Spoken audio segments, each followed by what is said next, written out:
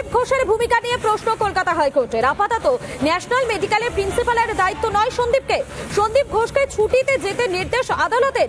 15 দিনের ছুটির আবেদন সন্দীপ ঘোষের। অন্যদিকে সন্দীপ ঘোষকে অধ্যক্ষ হিসেবে মানতে নারাজ ন্যাশনাল মেডিকেল কলেজের পড়ুয়ারা। সিএনএমসিতে সেখানে লাগাতার বিক্ষোভ চলছে।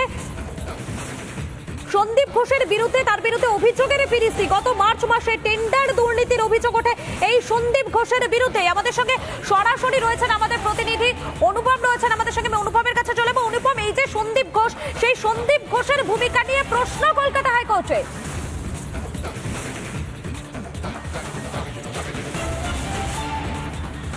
একদমই তাই, কিন্তু তার আগে তোমাকে সকালবেলার আপডেটটা দিয়ে রাখবো যে গতকাল সিএনএমসি অর্থাৎ চিত্তরঞ্জন ন্যাশনাল মেডিকেল কলেজের যে সুপারের ঘর, সেই সুপারের ঘরের সামনে ধর্নায় ছিলেন চিকিৎসক এবং পড়ুয়া চিকিৎসকরা।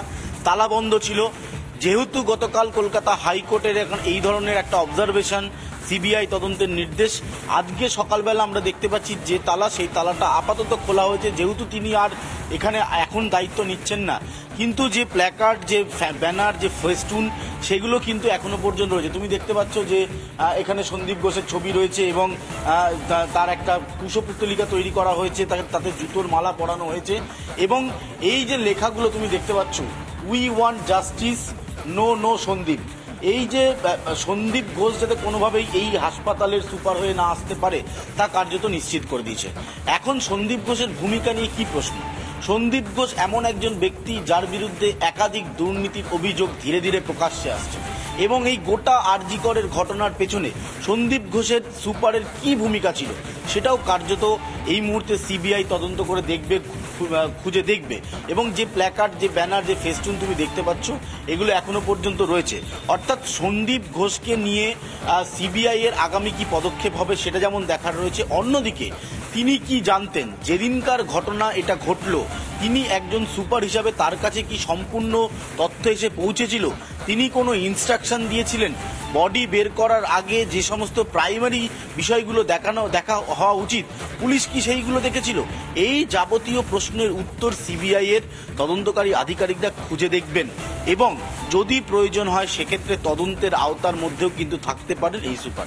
ফলে তোমায় যেটা জানাবো যে সন্দীপ ঘোষের জন্য গতকাল তার বিরোধিতা করে যেভাবে সুপারের গেট বন্ধ ছিল, তার ঘরে ঢোকার গেট বন্ধ ছিল, আজকে সকালবেলা সিএনএমসি তুমি দেখতে পাচ্ছ এই গেটের তালা খোলা হয়েছে।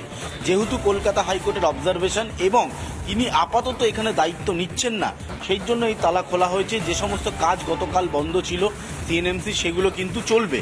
অন্যদিকে হাসপাতালের পরিষেবা নিয়েও কিন্তু আজকে তাদের আন্দোলন থাকবে। তারা বলে দিয়েছেন নন এমার্জেন্সি পরিষেবা বন্ধ এবং এমার্জেন্সির ক্ষেত্রে সিনিয়র ডক্টর যারা রয়েছেন তারা সমস্তটা দেখবেন। গতকাল এখানেই, যেখানে আমরা এই মুহূর্তে দাঁড়িয়ে রয়েছি, এখানে গতকাল স্বর্ণকমল সাহা, জাভেদ খানদের গো ব্যাক স্লোগান দেওয়া হয়েছিল। আজকে সকালবেলা দেখতে পাচ্ছ শুধুমাত্র হাসপাতালের কর্মী এবং একজন পুলিশ কর্মীকে এখানে ডিপ্লয়েড করে রাখা হয়েছে। অর্থাৎ সন্দীপ ঘোষ আসছেন না এই হাসপাতালে, এটা নিশ্চিত হওয়ার পর আন্দোলনকারীরা গতকাল বিকেলে একটা সাংবাদিক বৈঠক করে বলেছিলেন যে তারা জাস্টিস চাইছেন। সন্দীপ ঘোষ আসছেন না এটা যেমন তারা চাইছেন, একইভাবে জাস্টিস তারা চাইছেন। ফলে সব মিলিয়ে সিএনএমসির অ্যাডমিনিস্ট্রেটিভ ব্লকে এসে সকালবেলা যেটা আমরা দেখলাম যে সুপারের ঘরে যেটা গতকাল থেকে তালা ঝোলানো ছিল, গতকাল বলাটা ভুল হবে, আগের দিন রাত্রির থেকে, যেদিনকে অর্ডার হয়ে গেছে রাজ্য স্বাস্থ্য দপ্তরে যে সন্দীপ ঘোষকে এই হাসপাতালের সুপার হিসাবে অ্যাপয়েন্ট করা হচ্ছে, সেই দিন রাত্রির থেকে জুতোর মালা পরিয়ে কুশপুত্তলিকা তৈরি করে তালা দেওয়া ছিল। আজকে সকালবেলা কিন্তু সুপারের ঘরে তালা খোলা হলেও যে এখানে তাদের প্রতিবাদ থামছে না সেটাও তারা কার্যত স্পষ্ট করে দিচ্ছে। ফলে সব মিলিয়ে বোঝা যাচ্ছে যে আপাতত ন্যাশনাল মেডিকেল কলেজে সেখানে প্রিন্সিপালের দায়িত্ব নয় সন্দীপকে, সন্দীপ ঘোষকে আপাতত ছুটিতে যেতে নির্দেশ আদালতের। ধন্যবাদ তোমাকে অনুপম।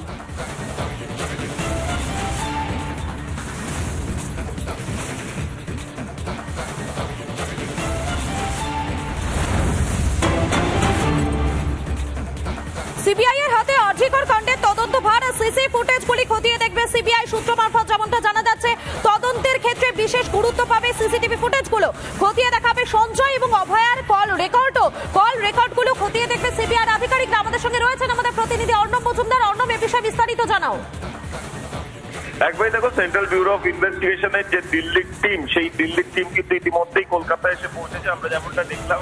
এবং সেন্ট্রাল ফরেন্সিক এসেছেন, তাদের মধ্যে কিন্তু ডিজিটাল ডিভিশনের যারা এক্সপার্ট তারাও কিন্তু এসেছেন। তার কারণ সিসিটিভি সহ অন্যান্য যে ডিজিটাল এভিডেন্স গুলো রয়েছে সেগুলো তারা এক্সামিন করবেন। এবং অন্যদিকে মৃতা এবং সঞ্জয় দুজনেরই যে সিডিআর রয়েছে, অর্থাৎ মৃতা তিনি কার সাথে কথা বলেছিলেন এবং তাকে কেউ ফোন করেছিল কিনা, তার হোয়াটসঅ্যাপ সহ যে বিভিন্ন বিষয়গুলো রয়েছে সেগুলো তারা যেমন এক্সামিন করবেন, তেমনই সঞ্জয় তিনি সঞ্জয় সে কোথায় ছিল এবং এই ঘটনার পর সে কাউকে ফোন করেছিল কিনা বা এই ঘটনার পরবর্তী ক্ষেত্রে কার কার সাথে সে কথা বলেছিল সেগুলোও কিন্তু খতিয়ে দেখবে সিবিআই এর তদন্তকারী আধিকারিকরা। এবং তার পাশাপাশি অটপসি সার্জন যারা ছিলেন, যারা মূলত পিএম করেছিলেন, যারা ইনকোয়েস্ট করেছিলেন, তাদের সাথেও কিন্তু আর্জি করে গিয়ে আজকে কথা বলতে পারেন সিবিআই এবং সিএফএসএল এর যারা আধিকারিকরা এসছেন। তবে ইতিমধ্যেই যেটা জানা যাচ্ছে যে তারা 10টার মধ্যে লালবাজারে যাবেন এবং সেখানে থেকে তারা কিন্তু আরো বেশ কিছু এক্সিবিট রয়েছে খতিয়ে দেখা হবে। সঞ্জয় এবং অভয়ের কল রেকর্ড গুলো খতিয়ে দেখবেন সিবিআই এর আধিকারিকরা। এর পাশাপাশি সিসি ফুটেজ গুলো খতিয়ে দেখবেন সিবিআই এর আধিকারিকরা। ধন্যবাদ অর্ণব।